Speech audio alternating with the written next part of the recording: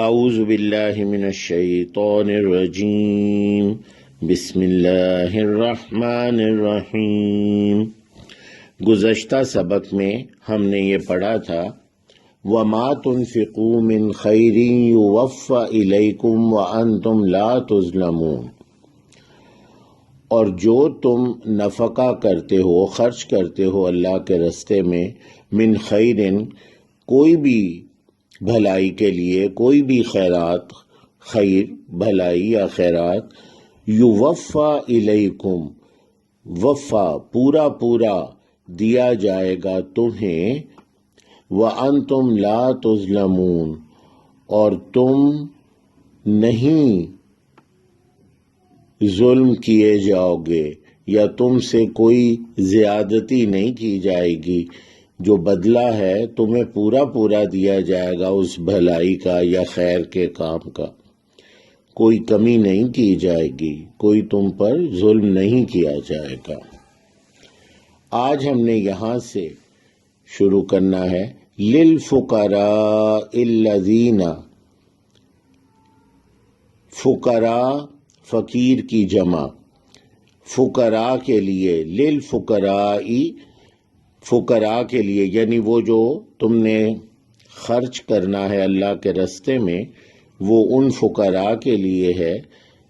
الذین احصروا، وہ جو احصروا حصار میں، محصور، جو محصور ہیں، رکے ہوئے ہیں، یعنی کسی حصار میں ہیں، فی سبیل اللہ، اللہ تعالیٰ کے راستے میں، سبیل رستہ، فی سبیل اللہ اللہ تعالیٰ کے راستے میں،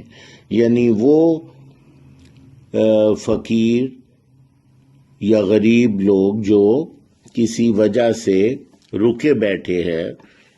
حصار کہتے ہیں نا جی، کسی چیز کے ارد گرد محصور ہونا یا کسی چیز کا ارد گرد ہونا، جیسے ہم اپنے باغ کے گرد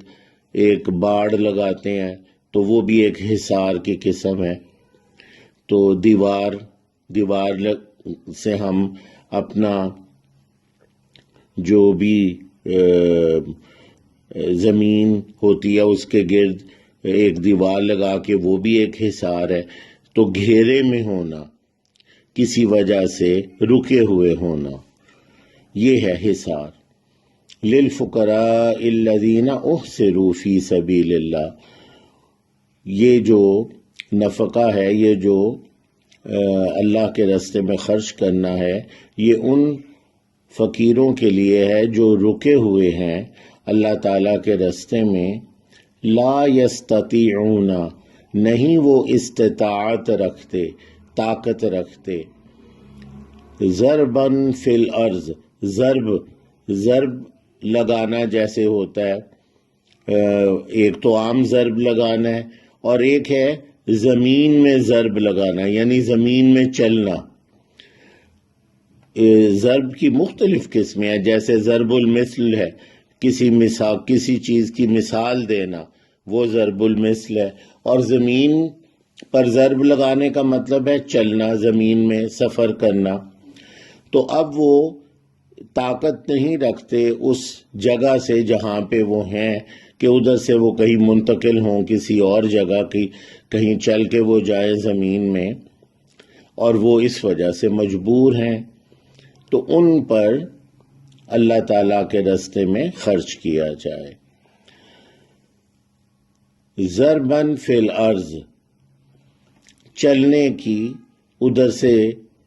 چلے جانے کی زمین میں وہ استطاعت نہیں رکھتے، لا یستطیعون ضرباً فی الارض، نہیں وہ استطاعت رکھتے وہاں سے جانے کی یا منتقل ہونے کی زمین میں۔ یحسبہم الجاہل، یحسبہم حساب لگاتا ہے وہ، یعنی جو ان کو دیکھتا ہے تو وہ یہ حساب لگاتا ہے، وہ یہ گمان کرتا ہے، یہ سمجھتا ہے، جاہل یعنی وہ جو انجان ہے، یحسبہم الجاہل، انجان ہے وہ، ان کے بارے میں وہ جانتا نہیں ہے کوئی شخص تو وہ یہ حساب لگاتا ہے اغنیا، غنی، کہ یہ بڑے مالدار ہیں۔ تو جو